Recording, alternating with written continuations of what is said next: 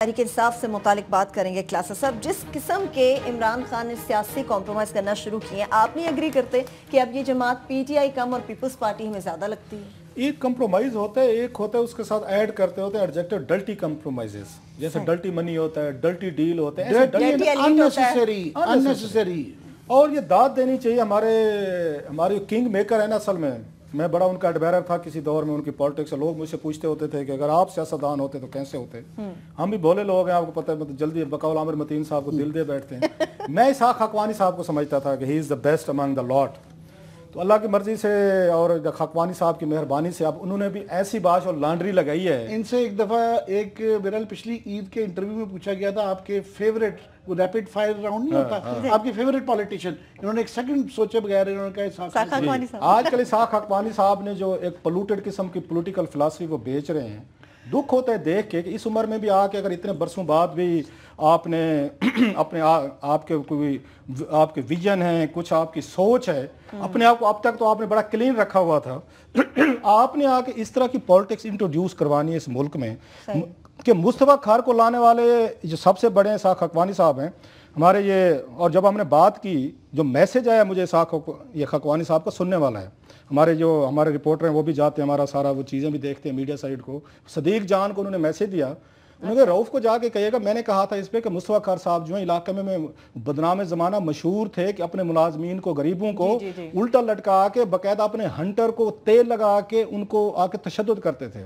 ان کے sense of humour دیکھیں، ان کی سینس آف ہیومر ہو گیا، مان لیتے مذاق کر رہے تھے. انہوں نے کہا جی کلاسر صاحب کو جا کے بتائیے گا کہ اگر مظفر گڑھ اور ان کے لیا کے لوگوں کو چھترول نہ کی جائے تو وہ انسان بنتے ہیں. ہم جی مان لیتے ہیں، مذاق کیا ہوگا، مان لیتے ہیں، یہ ان کے سینس آف ہیومر کی بات دینا چاہتے ہیں. انہیں بیڈ ٹیسٹ کہ آپ یہ میسج بھیج رہے ہیں کہ جناب کہ اگر آپ اس مظفر گڑھ اور اس کو لیا کے لوگوں کو چھترول نہ کی جائے تو یہ بندے بنتے ہیں. اگر یہ مینٹیلٹی ہے، ایون مذاق میں بھی ہے، تو آپ اس سے دیکھ لیں کہ یہ پارٹی کس سائڈ پہ چلی گئی ہے. کہ ایک یہاں پہ ان کے آج کل جہانگیر ترین صاحب کے گھر پہ ایک جناب وہ لانڈری ایک وہاں دکان کھل گئی ہے سر، جس نے لانڈرنگ کروانی ہے جناب وہاں تشریف لائیں آئیں اور اس کے بعد آپ آ کے کلین ہو جائیں. ایک نئی انہوں نے چیز فرمائی انہوں نے اسحاق حقوانی صاحب نے کہ ان پہ کوئی کرپشن کی بات ہے تو بتائیں. یہ ان کا مجھے میسج آیا تھا کہ مصطفیٰ کھار صاحب بڑے کلین ہیں. ہمارے اس نے قسمت خان ان پہ خاصی ریسرچ کی ہوئی ہے جو پڑھی ہوئی ہے، ہم کسی اور بات کے لیے اٹھا رکھتے ہیں کہ ایسے کارنامے ہیں ڈاکومنٹڈ ہیں ان پہ مصطفیٰ کھار صاحب کے، کہ شاید وہ اسحاق حقوانی صاحب ان کو نہ فیس کر سکے. عمران خان صاحب کو ان چیزوں کا نہیں پتہ، کیونکہ عمران خان وہ تمام تر باتوں کے باوجود وہ سمپل آدمی ہے، بہت ساری چیزوں میں لوگوں پہ بلیو کر لیتا ہے کہ میرے ادھر ادھر جو ایڈوائزر مجھے مشورے دے رہے ہیں شاید وہ ٹھیک دے رہے ہیں. تو مصطفیٰ کھار صاحب کو تو ہم کسی اور دن کے لیے رکھ لیتے ہیں. یہ جو ہماری ان کے ساتھ میرے ذاتی طور پر بڑے اچھے تعلقات ہیں مت سے، یہ جو ہے فردوس عاشق اوان صاحب سے، کوئی پرسنل نہیں ہے ہمارا. ان کی دو چار چیزیں بتانی بڑی ضروری ہیں. عمران خان صاحب بار بار حوالہ دیتے ہیں کہ جناب کے میگا سکینڈل آئے تھے وہاں پہ اس میں سپریم کورٹ میں 175. آپ کو یاد ہوگا جو انہوں نے وہاں پر یہ 179 تھے، نہیں 79 تھے، ان میں 7ویں نمبر پہ جو انکوائری تھی وہ فردوس عاشق اوان صاحبہ کے خلاف تھی، جو سپریم کورٹ آف پاکستان میں وہاں پہ چیزیں پیش کی گئی تھیں. ہمارے دوست رپورٹر ہیں، ان کا نام ہے شہزاد فروقی، انہوں نے سٹوری کی تھی کہ جب یہ منسٹر انکلیو سے گئی تھیں وہاں سے انہوں نے پردے، ٹی وی، ٹیشوز، برتن، چلو وہ مان لیتے ہیں رستے میں آپ کو کام آتے ہیں سفر میں، چلو وہ کرتا رہتا ہے. ایک لمبی لسٹ بنائی گئی تھی منسٹر انکلیو میں کہ کیا کیا چیزیں جو ہیں وہ اپنے ساتھ جو سیالکوٹ لے کے گئی تھیں. تو مبارکباد میں عمران خان صاحب کو دینا چاہتا ہوں کہ جو کیسز کرپشن کے اب لڑ رہے تھے سپریم کورٹ آف پاکستان میں، تو آپ کے جو نئی لیڈر صاحبہ ہیں ان کی انکوائری جو ہے وہ 7 نمبر پہ تھی جناب، وہاں پہ پیش کی گئی تھی. اور یہ نیب جو ہے ان کو انکوائر کر رہا تھا. لیکن ان کے پیروکاروں کے لیے جو پی ٹی آئی کے پیروکار ہیں، اچھی خبر یہ ہے کہ ان کی انکوائری جو ہے نا، جیسے لانڈری آج کل یہ مقابلہ ہے نیب میں اور اس پی ٹی آئی میں کہ سب سے زیادہ تیز لانڈری کس کی چلتی ہے.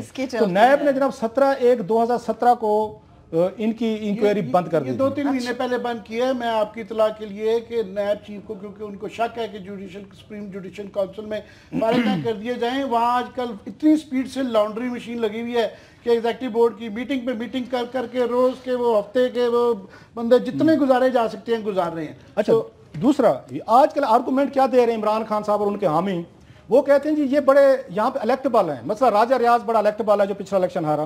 इसके बाद एक अशरफ सोना साहब लेके आए थे ओकाड़ा में, जो कुछ हशर हुआ आपके सामने, वो बड़ा इलेक्टेबल थे। जितने पीपल्स पार्टी के 2013 में लोग हारे हैं ना, सारे के सारे जिनको रद्द किया, सारे के सारे खकवानी साहब, जहांगीर तरीन साहब और शाहमूद कुरैशी साहब, उनको पूरा सियासी कचरा इकट्ठा करके इमरान खान के उन्होंने आके मारा है कि ये संभालें। सर इनका कोई वोट बैंक नहीं है। अच्छा हमें ये बताया जा रहा है इनका बड़ा वोट बैंक हो, वोट बैंक होता तो 2013 में जीतते। ये कोई एक तो बताएं जो अब तक कोई जीता हुआ इनकी पार्टी में इस्तीफा दे के आया, कोई एक। आप उसको मुस्तफा कमाल को दाद दें, कुछ भी कहें कि उसकी पार्टी में कम से कम 5-6 लोग ऐसे हैं जो अपनी सिंध असेंबली से एमपीए का इस्तीफा दे के आए। इमरान खान साहब मुझे बताएं अब तक कितने इन्होंने 4, 5, 6, 7, 8 अच्छे लोग लेके आए हैं जो इस्तीफे दे के आए हों। और दूसरा में ये कहा जाता है कि इमरान खान क्या करे, जो इलेक्टेबल की पॉलिटिक्स होती है। जनाब बात यह है कि अगर इमरान खान साहब ने इलेक्टेबल की पॉलिटिक्स करनी हो ना, ये बात मैंने पहले भी की है, फिर वो बेहतर ये होगा वो जरदारी साहब और नवाज शरीफ साहब से सुलह कर लें। अगर आपके कन्विक्शंस नहीं है, आप तो इन लोगों के खिलाफ आए थे स्टैंड लेने के लिए, अब आप कहते हैं कि इस क्लास का, ये फ्यूडल क्लास जो है या एक सो कॉल्ड वोट बैंक वाली क्लास जो है वो हमारे पास है, हम उनको एक्सेप्ट करने के तैयार हैं। इमरान खान साहब जो है ना एक बिग पॉलिटिकल बेट्रेयल की तरफ जा रहे हैं, बल्कि जा चुके हैं। इसका उन्हें कोई सियासी फायदा नहीं होगा। और अगली दफा आप लोग लड़ते जो हैं अपने, जो आपके पास जो एक बेहतर, आप कह सकते हैं हाई मॉरल ग्राउंड पर लड़ते हैं। इमरान खान साहब अल्लाह के फजल से एक एक करके सारे हाई मॉरल ग्राउंड जो हैं लूज किए हैं इन्होंने।